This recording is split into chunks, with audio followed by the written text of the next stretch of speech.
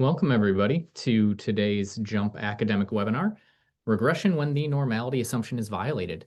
I'm Ross Methuselam, a JMP academic ambassador. I'm here just to host today and field questions in the Q&A. The presentation will be given by my colleague, fellow JMP academic ambassador, Kevin Pochner. And today, Kevin is going to tell us all about the normality assumption in regression and how to handle situations in which our data don't adhere to that assumption. So he's going to clarify for us what exactly the normality assumption is, and then it's going to show us techniques for handling non-normality, including transforming our response variable or building a model that assumes a more appropriate distribution than the normal. Now, before we begin, I want to draw everybody's attention to Zoom's Q&A window. We encourage you to ask questions throughout the entire webinar today. I'm going to be hanging out in the Q&A, fielding questions as we go along. Kevin should have time to take some questions live, if that makes sense to do. So please, at any point, just type your questions into there. We also have a chat window. That's a great place to just make general comments to either Kevin and me or to the audience, that is your fellow attendees. But please do keep your questions into the Q&A panel. It just helps us actually manage them a little more easily. So with that, I think we're ready to get started. So Kevin, why don't you go ahead and steal that screen share? Yes, can you hear me and see the screen? Yep, looking and sounding good. Okay, great. So as Ross introduced, we're going to talk about handling non-normal distributions. And in all my years of teaching, I always hated that it was called the normal distribution, because then when it's not normal, I think it gives students the impression that that something is wrong. And in fact, whenever I would teach it, I couldn't help but think of this scene from one of my favorite movies. It's 90 seconds long. I need to play. We're going to start off with a little comedic relief at the beginning here.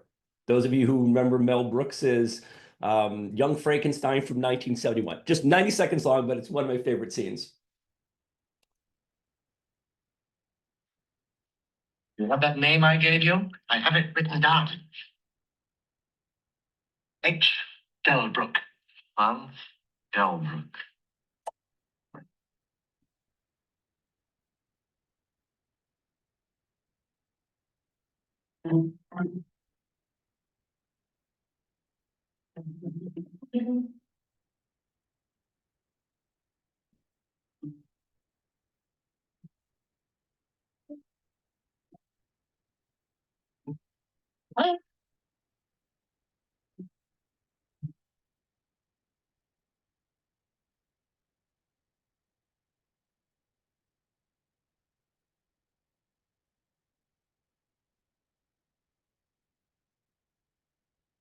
Now, that brain that you gave me, was it Hans Delbrook's? No. Good. Would you mind telling me whose brain I did put in? Abby someone. Abby someone. Abby who? Abby Normal. Abby Normal. I'm almost sure that was the name. All right, just start off with some comic relief. So in my classes, I always used to call it the abnormal distribution. So I'm going to actually bounce a little bit back and forth between some slides as well as going into JMP. So I'm going to kind of do some introduction of this topic with some slides first. Now, as we all know, I'm assuming you all know, what is linear regression? Well, we're trying to model the relationship between some explanatory predictor variables and some kind of outcome variable via a linear equation. So let's just say in the case of simple linear regression, just 1x. Now, a lot of people have a little misunderstanding about this. So there's actually only one assumption that is being made when you fit a least squares regression equation to data. And that is that the x's are fixed and the y's are random. There is nothing to do with making a distributional assumption just to fit a least squares regression equation, because all that it's doing is well, where's the line that minimizes the sum of the squared residuals? And nowhere in that calculation is the assumption of normality at play. You're just kind of solving a system of linear equations that don't have an exact answer, but you try to get as close as possible. Now, where the assumption of normality or some other distribution comes into play is in making inference. So now, in fact, some people like to write it this way, and this is actually a better way to think of it when you start generalizing this. Is basically there's a random variable y, and I'm going to say, well, the variable y given x has a normal distribution where the mean is some function of x, and it's got some variance. Now, it turns out, and this is true in so many things in statistics, is when you're making inference about the mean, the normality assumption isn't as critical as people think it is. The central limit theorem kind of takes care of that. So let's say, again, simple linear regression. If we wanted to make inference to the coefficient for x1, we have a hypothesis, and maybe we're going to use a test statistic, or we're going to create a confidence interval. Those equations, those formulas for the test statistic and the confidence interval, that's where the normality comes into play. More of an important assumption actually is all about the variance. So, for example, let's say this was the data instead. Well, it's very obvious that as x gets larger, well, not only is the average y getting larger, the expected value of y getting larger, but the variance isn't the same. And you can see that if I calculated a confidence interval, you can see it greatly underestimates the variation at those higher ends of the x's. Now, there's some methods called quantile regression, and JMP has this routine. If you're not familiar with this is where you might build an equation not through the mean, but through some percentile, like maybe the 5th percentile or the 95th percentile. That's where the normality distribution is going to be more important, or whatever distribution you're assuming. And that's kind of a general thing in statistics. Means kind of work themselves out because of the central limit theorem. But when you're starting to estimate things in the tails, that's where the distribution becomes much more important. So let's say, for example, we're looking at data where we think a different distribution would be more appropriate. So here's just a simple graph of data. You can kind of see that data is sort of skewed to the upper values of y. So in general terms, we would say, okay, I want to fit a model for the random variable y given x, and it's going to be, I know I got a lot of notation there. Don't get bogged down by the notation, but I'm just saying there's some distribution. It's got a mean, which is just some function of that linear component, and this function right here, that's called the link function, and the variance could also be a function too. This is kind of more of a general way to look at it. So let's say we were going to model this data. Again, we're gonna sort of create this function that's the expected value of y given x. It's not necessarily going to be a straight line because now we're trying to capture that relative to a distribution. And if I threw some distributions on there, you can see that, oh, maybe I want to fit something like this. And maybe this is a log normal distribution or a Weibull distribution or something else.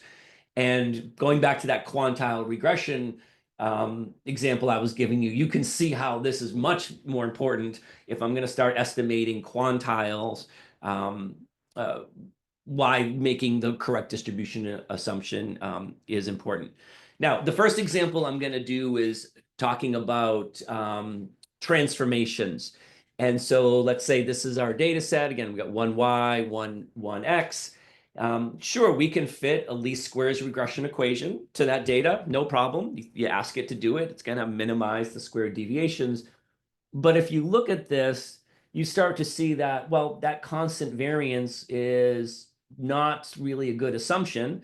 And in fact, maybe the equation isn't even really a good model for the data. Maybe it looks something like this would be better. And the example I'm going to show in a moment here, I'm going to open that up just in a moment, is we're going to make a transformation of a variable or more than one variable. Like, let's say we took the log of x. Now what might happen is by doing so, we actually now have a linear relationship between the log of x and y.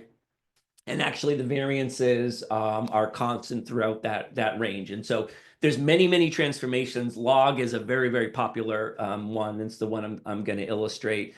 And you just got to keep in mind that there's a little bit of a different interpretation for the slope coefficient, because now going 1 unit in log of x, well, that's not a constant value. So whenever I do this kind of stuff, usually what I do is I just pick some x's that are of interest to me, and say, okay, the difference between this x and this x is the response changes by this much on average. And that's what I do instead of just trying to interpret the coefficient exactly. And we can transform the x, we can transform the y, or we can transform both. Okay, so now I'm going to switch over to an example here. Now, this example happens to be one of our enhanced data sets. Now, in a couple of days, you're going to get a copy of a link to the recording of this webinar as well as this journal. And I always like to have at the top a bunch of our teaching and learning resources. And so this example I'm going to do is one of our enhanced data sets. Oh, and before I go further, for those of you who are not familiar with other modeling techniques like neural networks or partition or support vector machines and k-nearest neighbors and all that, strongly encourage you to learn those and add them to your toolkit. One of the reasons that they become so popular is because they don't make as many of these assumptions that we do in regression, like the distribution or the form of the relationship. If you go to our academic webinars, you'll see some webinars we have on predictive modeling. And so if you're not familiar with this, please, I encourage you to learn about those methods. They're just so much more general and can handle lots of funky situations. Okay, so this data set, as I said, it's one of our enhanced data sets, and basically it has data on a bunch of mammals. And in fact, it also has human adult and human baby in here. But what this data set is about is the gestation period for each of those mammals, and then sort of what the average sleep time is for those animals. And we've got total sleep time, and then it's broken down between REM sleep and non-REM sleep. Now you'll notice right away I've made some transformations in the data table. I'm going to show you how to do that in a moment. But what I'm going to do is I am just going to do some plotting here. So I'm going to open up the graph builder. I'm going to put gestation on the x-axis, and I'm going to put total sleep time on the y. Now, jump by default always kind of fits the smoother. I'm gonna turn that off. And the other thing I'm gonna do is, just because I want to look at all of them, I'm gonna open up the column switcher, and this is what allows me just to pick any of the sleeping variables and choose whatever I want on the y. Now, I can click here and say fit a least squares regression equation, and it did. Okay, it's just the question is, are these good models for the data? And when you see stuff like this, where the variance is really large in one part of this equation, that kind of begs the motivation that a log is something to try. Now, I don't know if you're familiar with this, and you can do this everywhere in JMP. At least I think you can do it everywhere in JMP. Is if you have your variable list over here, if you right-click on it, basically what you're allowed to do is create these new, and they're called temporary variables, where I can, for example, go in here and say, all right, you know what, take the log of gestation, and I'm gonna just do 2 of them here, and take the log of total sleep time. Now notice those are in italic. What that means is those are temporary variables just for me to use in this platform. They're not in the data table. So once I close this window, I don't have access to those variables anymore. So what I'm going to do is I'm going to switch this now where I'm going to plot log gestation on the x-axis and the log of total sleep time. Now, when you look at this, do you see how that linear regression equation with pretty equal variance is a much better way to kind of approach this problem and model this than just trying to use the original variables? Okay, so that's one thing you can do. Now I'm gonna go back. I'm gonna switch these again. I'm gonna go back to where I was. The other thing you can do in JMP when you're in lots of graphs, but the graph builder is a perfect place for it. If you double click on an axis, then you come up with these axis settings. And this is where you can do all sorts of things. But the one I'm interested in doing for today is I can put the scales, I can create these to be on the log scale. Okay, whoops, and I gotta resize this a little bit to get it to fit. Okay. Well, I don't necessarily need to do this, but I'll just do this so you can see it's that same. I can put the equation on there if I want. So now, yes, it's fitting log y log x, and it's plotting the data. It's changing the scale using the original data values, but now changing the scale. Okay, that's one thing you can do. The other thing you can do, which is what I did here, is if you click on a variable like gestation, right click on it, then I can say new formula column. Now here are all these things I can do, like maybe I want to take the square root of it or the reciprocal of it, or in the case of what we're doing now is I can choose a log. So there's all sorts of different new formulas you can create of those variables. And then now I can go forward and just use these the whole time if I want. Now I'm going to keep this as a simple linear regression problem. And so because of that, I'm going to demonstrate doing this in the fit y by x. So that's where you're fitting bivariate relationships. Again, there's a couple ways I can do it. I can do that thing where I create some temporary variables if I want. Or I can use these permanent variables I created in the data table. But I'm going to show you another way you can do it, which is, so I'm going to put all of these as the y, gestation as x. And what we're going to get, now let me put this, I'm going to arrange this in rows instead, so it's a little bit easier to see. So I've got basically a simple or scatter plot of each individually, and I can go in here and fit equations. So if I remember the line wasn't a great fit, I could still ask for it. But what I can do right here is I can say fit special. And then now I can say, well, you know what? Let's kind of do what we were doing in the graph builder. I want to take the log of y and the log of x and fit that equation right there. And so there's kind of that log function. And I can do all the things that you're used to doing, like looking at the residuals, or I can open up the profiler here. And so now I can move around X and make predictions. But this is a much better approach doing this transformation. Now, if I wanted to, and just deal with the original variables, or sorry, the transform variables, then sure, I can go in here and pick log y, log x, and go in here. In this case, since I've done the transformation, I do want to fit a straight line linear regression equation. And you'll see that the equation here is the same. And again, all the tools I could do, like look at residuals, I could do the profiler. Okay, but now here I am in this profile, now I'm in the log scale.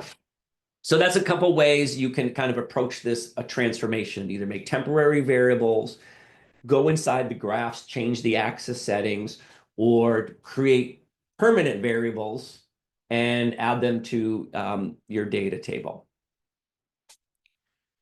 Okay, with that, Ross, any questions? I'm going to close this up and move to another example. No, we're doing all right, Kevin. Feel free to carry on. All right, so I'm going to close this up. And this is one of our enhanced data sets. Okay. So the next one is I'm going to look at modeling some maybe other distributions would be appropriate. Okay. Now, this is a generic example. I sort of simulated this just because I wanted to have the specific effect I wanted. So you can just think of your discipline. There's an outcome variable y, and there's 4 candidate explanatory variables x1, x2, x3, x4. So whatever your discipline is, you can imagine what those could be. So I'm first just going to graph the data. Now this is the same thing I did before. Graph builder, put the y, put the x's, open up the column switcher, and fitting a least squares regression equation. But if you look at this, I think we all can see that while this data is highly skewed to the upper values of y, and it also, I actually put this reference line at 0 to emphasize that all this data is positive. So this could be things like lifetime data or stress data, where basically you can't have a negative value. The other thing that goes on is if you fit least squares regression, well, notice the line at some point is going to go into the negative place, and you're going to have predictions negative values, which can't happen. But you can all see that confidence interval is probably not good. That it's not capturing that tail. So we're going to go in here, and I'm going to build a multiple linear regression equation. So that means I'm going to launch the fit model platform. And so I'm going to put my y. I'm not going to do any interactions. I'll just put all main effects. I'm not trying to do a super thorough analysis of the data. Now, if I just hit run here, it's going to go to the minimal report. So it's going to make that normal distribution assumption. So in all of these metrics for inference, these p-values, that assumption is at play. Now, just to illustrate, I'll take out the insignificant one. Now, if I went here and started looking at residual plots, let's see. Well, first I'll do plot actual by predicted. And you can see there that's not a good fit, right? Because look at that curvature in there. Let's do a couple more. Let's say residuals by predicted. I'm going to close up some of these little tables here so we're not getting distracted. So look at the residuals versus the predicted. Obviously, that's not what we want to see at all. So from here, we're realizing, oh, you know what? That normal distribution is probably not a good fit. So what I'm going to do instead is, I'm going to launch the fit model platform again and put my y and my x's. But what I'm going to do is, so you probably all know we have 2 products. We have JMP and JMP Pro. And for our academic audience, the version that we provide academics has all the capabilities and features of JMP Pro. If you're from the commercial space, I don't know if you have JMP Pro or not. If you don't have JMP Pro, this analysis that you'd be doing is the generalized linear model platform. And here's where I can pick some distributions, and we have 4 of them here. So the exponential is going to be the most logical to try. It turns out it's not going to be the best, and I'm going to show that in a different platform.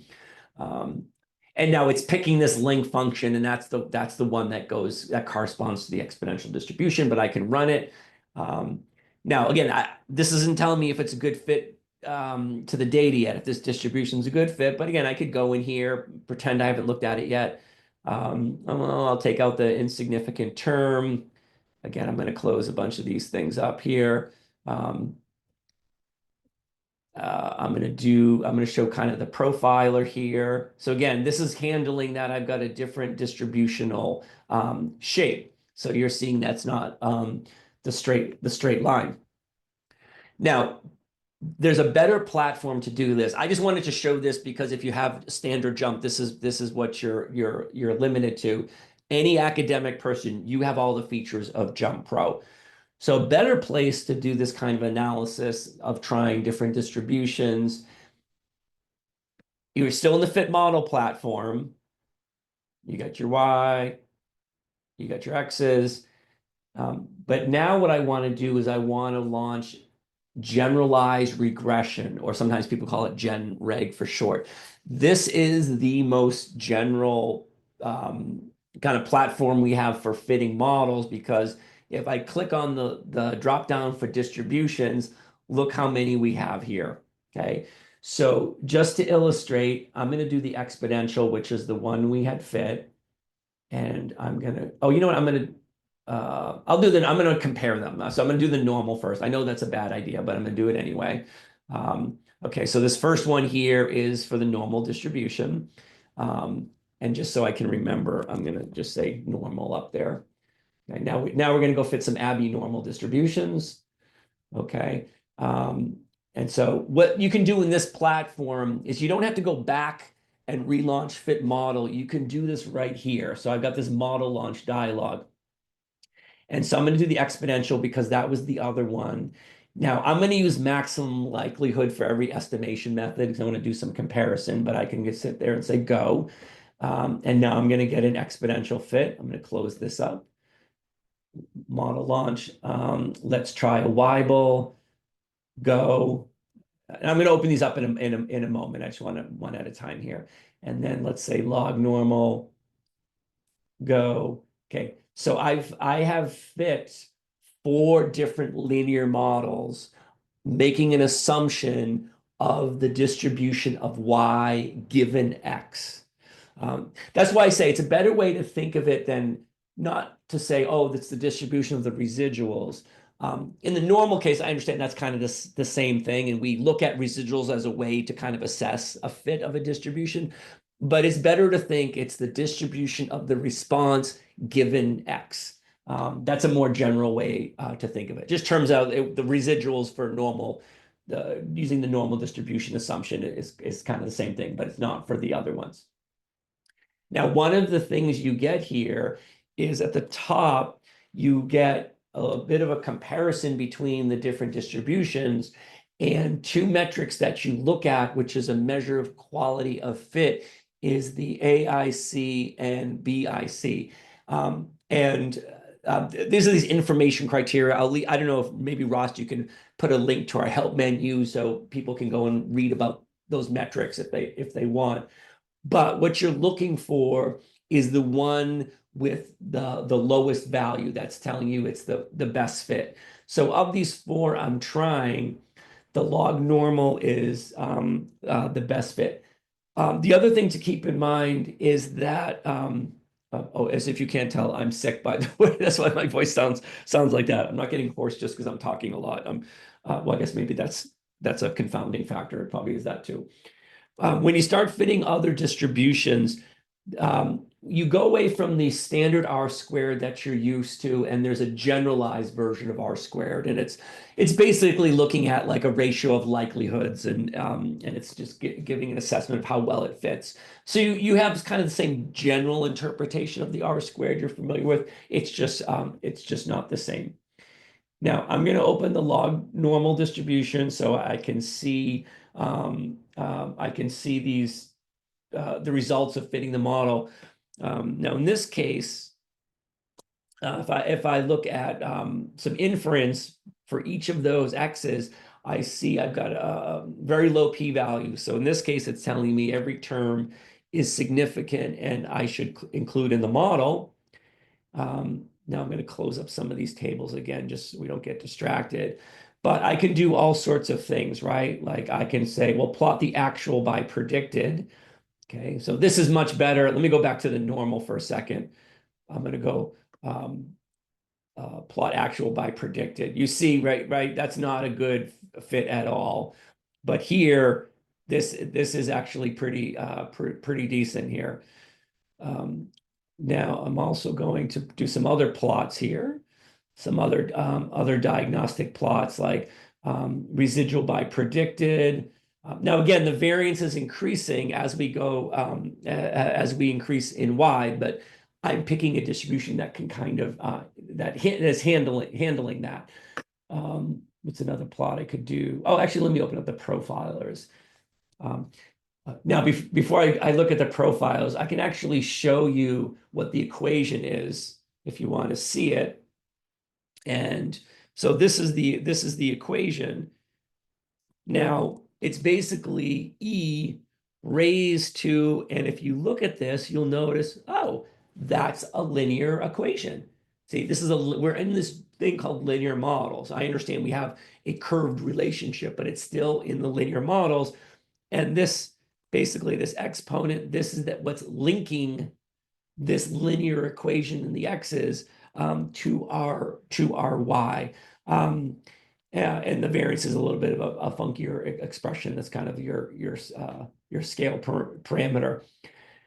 But what's more valuable, let me close up some windows again here, is working with the profiler, because now I can move around any of the x's and I have a prediction. And so this method of maximum likelihood is saying, okay, I'm going to fit this model, the x's to the y, and I'm going to assume a log normal distribution. And of these four that I'm looking at, that's actually the best one. So just to remind you again, if you have standard jump, you're using the general linear model tool. It just doesn't have as many capabilities as the Jump Pro tool, generalized regression. But anybody that's an academic, you have Jump Pro capabilities, so you would have the generalized regression in what I just did here. Okay, all right, so I'm gonna close this up, but before I do, I'm looking at, someone's asking anything about this predicted expression.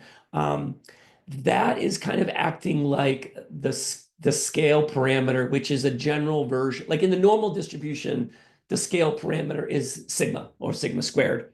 It's just different in different distributions. Now, you might say that's a constant, but remember, it's E raised to that expression. So as you get larger, that's not actually a constant. It looks like it's a constant. It's a constant inside of this part, but in general, it's not a constant. It's changing as X changes. All right. Now, someone's asking about different distributions, different transformations. Remember, I only showed the log transformation, but remember, if you're creating new columns, you can do other things like, square root. Let's see, I got to find the Box-Cox. Oh, here it is. Here's the Box-Cox Johnson transformation. So all sorts of different transformations that you can apply. I just demonstrated the one, which is the log normal distribution. But a lot of these transformations, they're basically trying to help with two things. They're trying to, well, three things, I guess. They're trying to make it so that the equation you're fitting to the data is a good fit to the data. That the distribution you're assuming is an appropriate distribution for the randomness, and that the assumption on the variance is appropriate. So if you're assuming constant variance, and if you remember from the sleep time for animals, once I took the logs, you saw how that variance was constant. So those are the three things you're trying to handle. But remember what I said earlier, that strongly encourage you to add some of these tools. If you're not familiar with things like neural networks, partition, K-nearest neighbors support vector machines, these things don't make as many assumptions, and they can handle all sorts of funky relationships between the X's and the Y's. But when you're doing linear models and regression, that structure is important. Like, we have to make sure that that fits the data well, but these other methods don't care. So definitely add those to your toolkit if you don't know them. All right, so I'm going to close this one up. Looks like I don't see any more questions, Ross, so I think we're good to go. Yep, we're all caught up. Okay. I'm going to go back to some slides for a moment. So we're going to talk about logistic regression. Now, logistic regression is also a linear model. Some people don't think of it as that because it's a different shape and all that. But remember, it's the linear part in the term linear model refers to the relationship between the coefficients you're estimating and the x's. So that last example I showed you, there's a linear component. I mean, granted, it's, you know, that is raised to e, but it's still a linear model.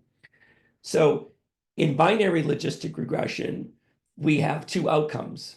And I'll just say 0 and 1 for general. So either the event didn't happen or the event happened. If I make a graph of a simple linear regression, a simple logistic regression, it would look something like this. Now, I scattered these points around a little bit just so they all weren't on top of each other. But you can see that there's a relationship there. When x is low, the event doesn't happen a lot.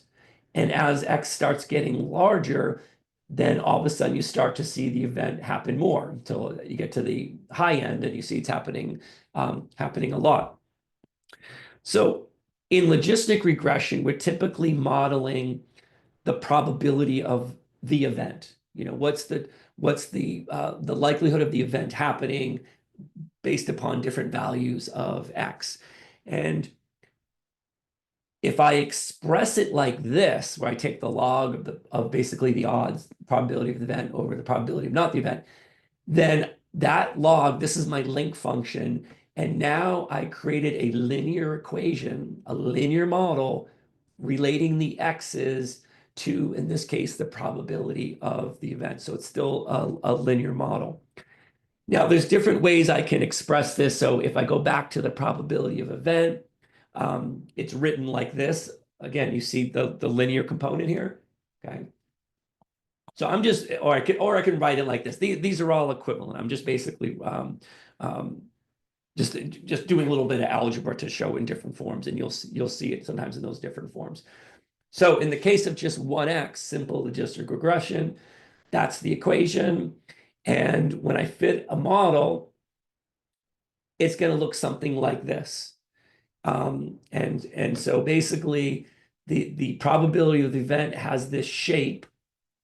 It's bounded by 0 and 1. So that link function is what maps the x to this 0 or 1 scale. And so, but the kind of the message that we're trying to get across in today's webinar is that is still a linear model. Okay, so I'm going to open up the example I've got for logistic regression. Okay, so this example happens to be about customers for a bank who have a mortgage, and through the life of their mortgage, did they have excellent payment performance, or was the payment performance just okay? Now, you can have more than two, by the way. So there's nominal logistic regression. If there's an ordering to them, then it's called ordinal logistic regression. It's sort of the same principle. You just now have these other, you're almost like fitting an equation for each one. It's doing it all together, but you've got different categories. Here, this is just binary. So what does okay mean? Like, oh, maybe people were late with their payments occasionally or something like that. There's just some category. And just to make this simple, I'm going to have 3 variables here: age, the debt to credit ratio, and the customer's debt to income ratio. So I'm going to start off by fitting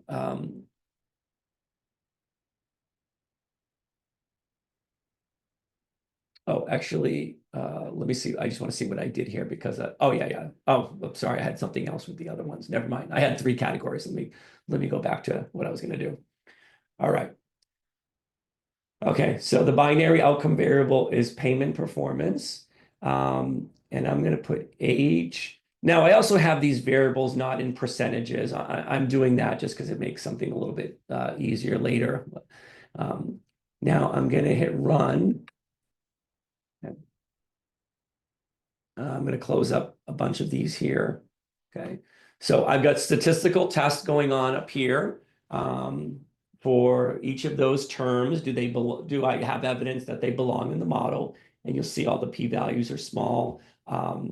So I do.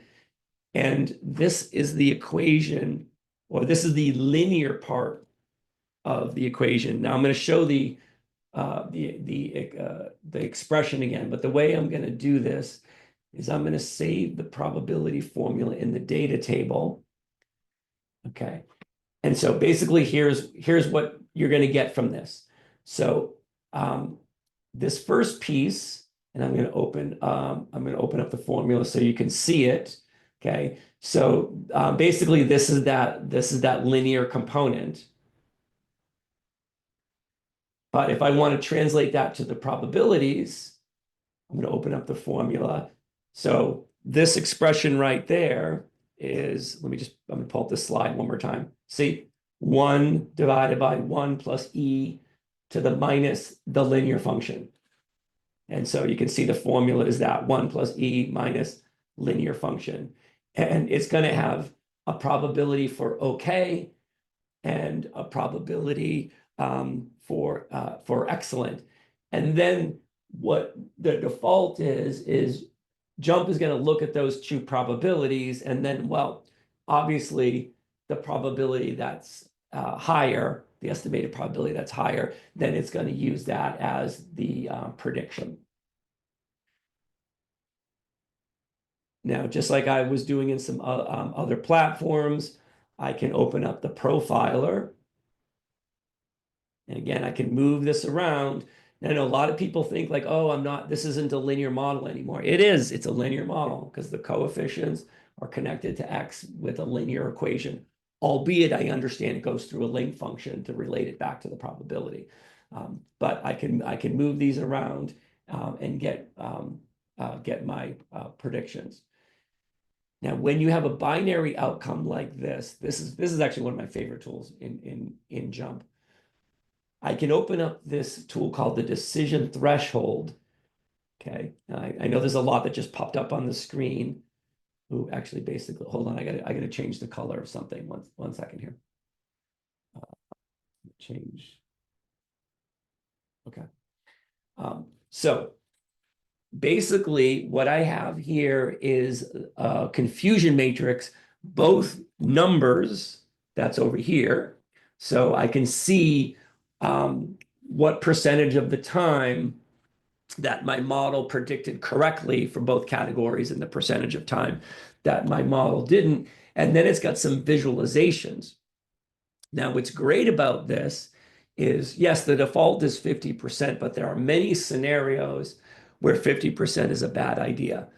Think of predicting fraud. Well, you wouldn't want to have a model that is only going to think it's fraud when it's a 50% or more chance, predicted chance. So what you can do here, and I think this is this is great for analyzing data, but it's also great for teaching. I can try different cutoff points.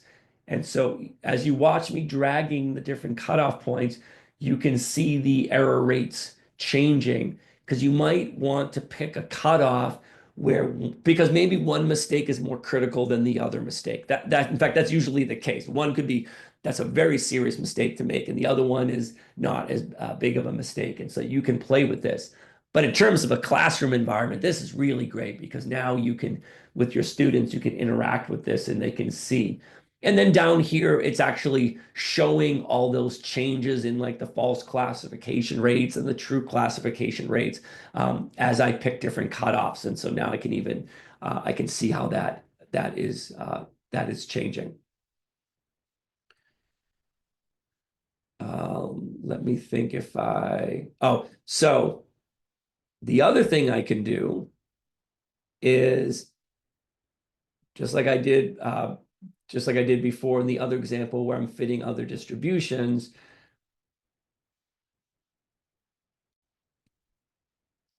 I can launch the generalized linear model platform, and here's where I can pick, in this case, a binomial. It's going to pick that's the link function that I've been showing you, and you can run it that way. There's going to be some similar output, but there's going to be output that's unique to this platform. And then you can also, if you have JMP Pro, then you can launch generalized regression. Now, here's what's happening. You're like, well, wait, why are all those closed off? Well, as soon as you put a binary outcome variable there, well, then the distribution's got to be binomial. You don't have a choice. So everything's going to get grayed out. And then I can run it. This is now, in this case, I don't have any other choices for distributions, but I could pick different estimation methods if I want, and then compare to see if different estimation methods work better. Now, one of the reasons why I'm showing you how you can run the same analysis in different platforms is it's just something to keep in mind. Sometimes customers will question me about it, but there's a couple things that go on. I mean, JMP's been around for quite a while, and as it develops new platforms that become more general and more sophisticated, well, we don't just retire the old ones because people are used to those tools and might be using those a lot. Plus, we have features in JMP and that are different between JMP and JMP Pro. So there's a lot of places in JMP where you can do similar analyses, and either it's a different platform altogether, or in this case, a fit model, it's sort of different, we call them personalities, different types of modeling methods within the fit model platform. And in some cases, there's a lot of overlap of the results you get. And then there's also unique things to each of those. Okay, I don't see any questions, so I'm going to move on. Okay. And the last one I'm going to show is Poisson regression. Now, what is Poisson regression? Well, here is where we're going to build a model that's relating some explanatory variables to an outcome variable that is a discrete count. So 0, 1, 2, 3, 4. So the event, you can't have 1.5. So it's common if you're counting something. When I open up the data set I'm going to use, you're going to see. If I plotted the data, it might look something like this. And so you'll see that when X is low, then that event I'm counting doesn't happen. And then as X starts getting larger, you see the count of the thing you're counting, the variable you count, starts happening more and more. And yes, you can fit a least squares regression equation to this by just asking it, and it minimizes the residuals, but that's not a good model for this data. This is a classic Poisson distribution. And what this looks like is, and remember, I've been telling you to think of it as y given x, the expected value of y given x. And there's my linear component. That's why this is a general linear model. It's just raised to the e. For those of you who remember the Poisson distribution, that's the mean, right? E raised to the, and they usually use the value lambda. So if you're just thinking of the distribution by itself, not as a function of anything, it's e raised to the lambda. But in this case, lambda, the mean, is a function of x through this linear equation.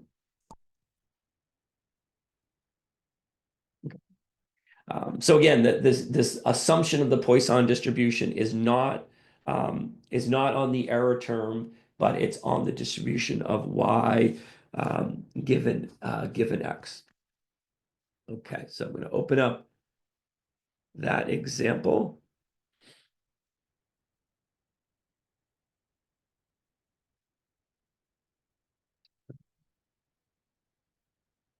So this data set happens to be about sort of, there's like elderly people that are being tracked, and what's being tracked is how many times they have a fall. So this is something common in hospitals, right? Because a patient might get up themselves to try to go to the bathroom, and they think they have the strength, but they end up falling. And so this is kind of a metric that's done a lot in healthcare, is in hospitals try to minimize the falls.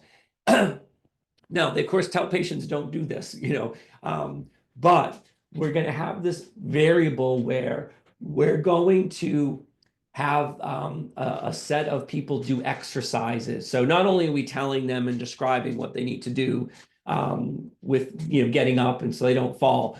But we're also having them do exercises. And so what we're going to do now, this is the main variable because we want to see if the exercises has an effect on the number of falls. But then we have some other variables that might impact falls, like the gender.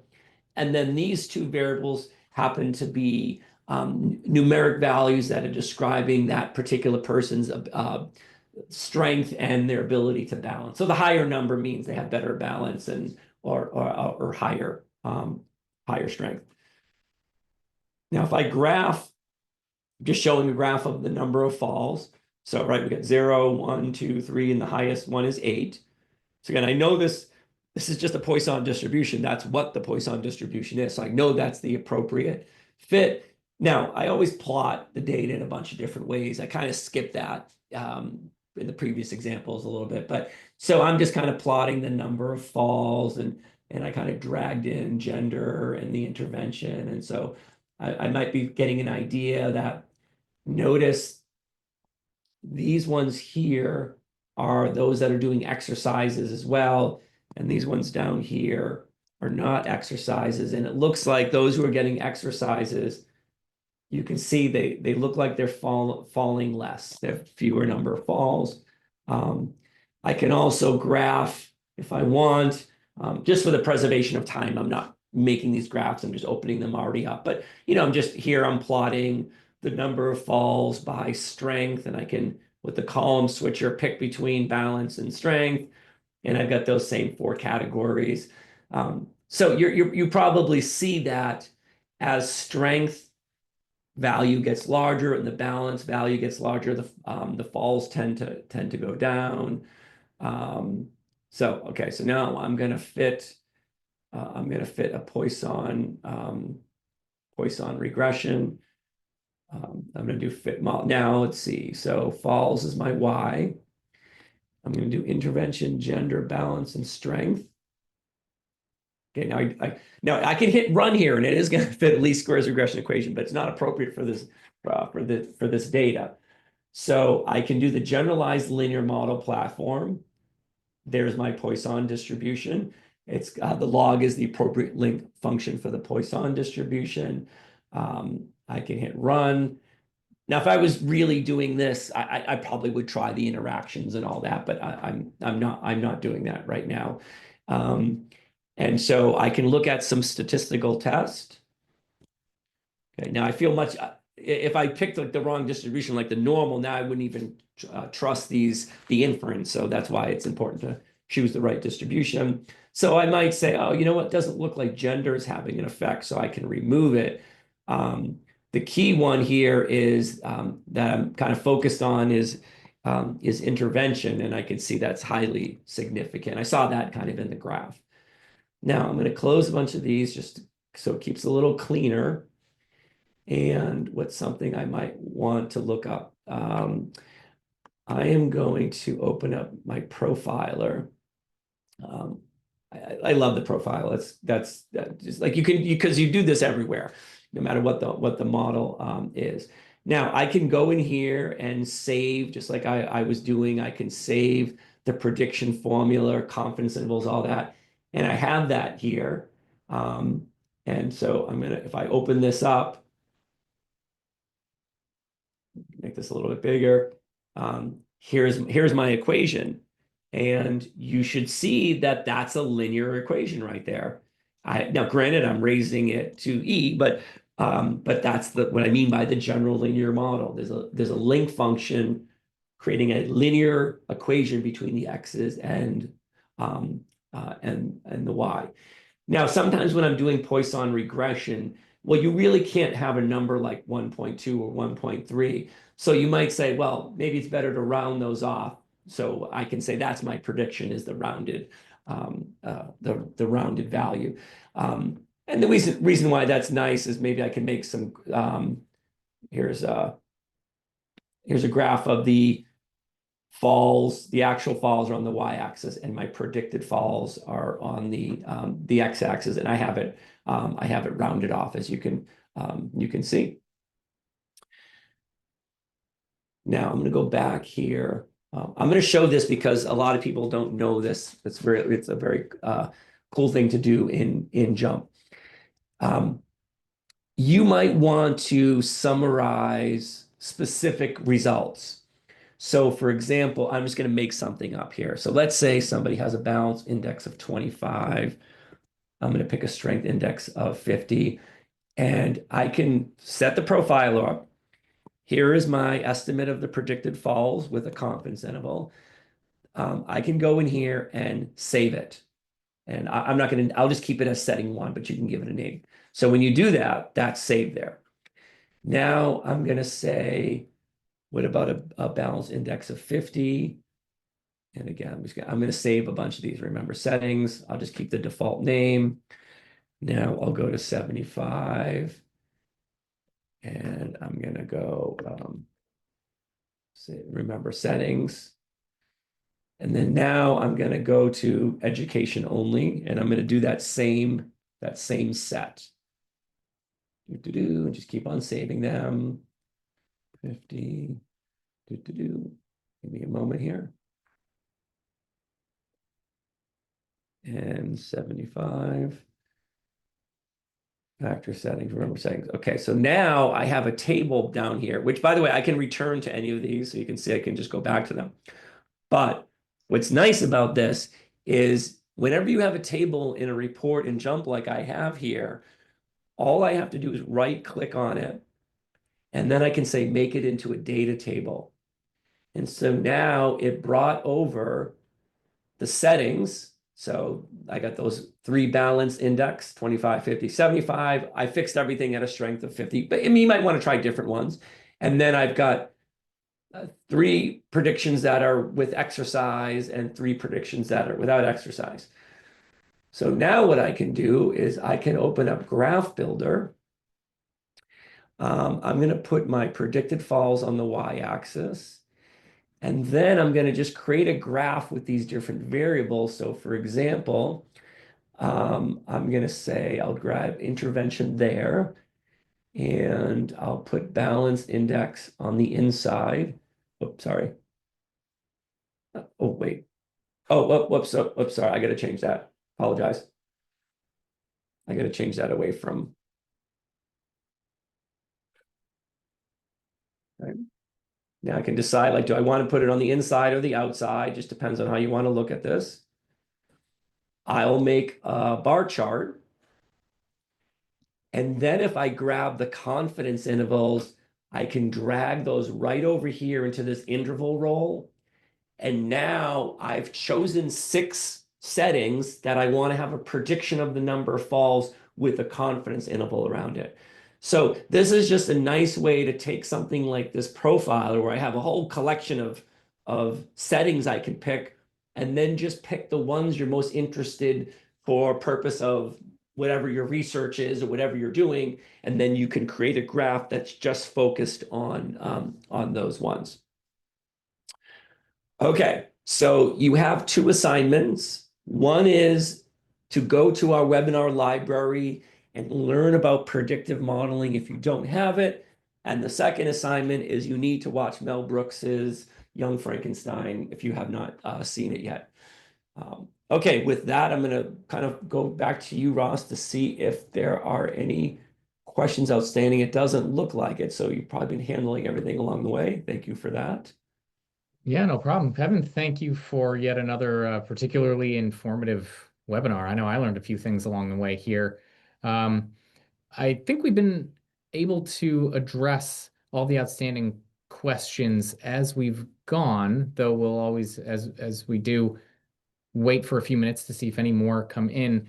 But there was one that popped up that I thought for those of us for whom, actually thinking about these generalized linear models and their forms, I thought maybe if you just had any comments on it, now would be a good time to share. And this individual just noticed when you showed the formula specifically for Poisson regression, that it really does look quite similar to linear regression, let's say standard least squares regression. And you commented on this a little bit, but to me, it's just such an important thing to note how similar these the equations that we're talking about really are. So I don't know if you have anything more to say on that topic. Yeah, if I just looking back. Oh, someone's asking if they can have our slides. Yeah, I'll provide those as well, because you might want to use those in your class or whatever, because I've created a bunch.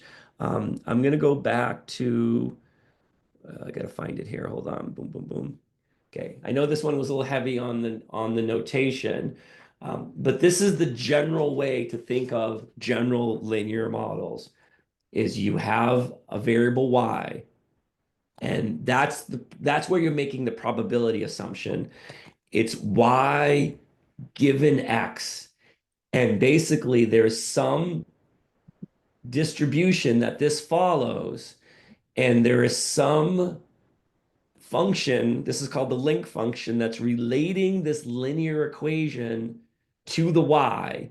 Now, again, I know I'm using this general notation, so this might be a little overwhelming, but as long as I can express x via a linear equation, albeit it goes through a link function to then relate it to y, it falls under this heading called the general linear model. So Poisson regression is one, logistic regression is another, and of course the familiar, least squares regression with the normal assumption. If you were taking a general linear models class, it would be just saying, oh, well, the normal distribution is just one such example that has that structure.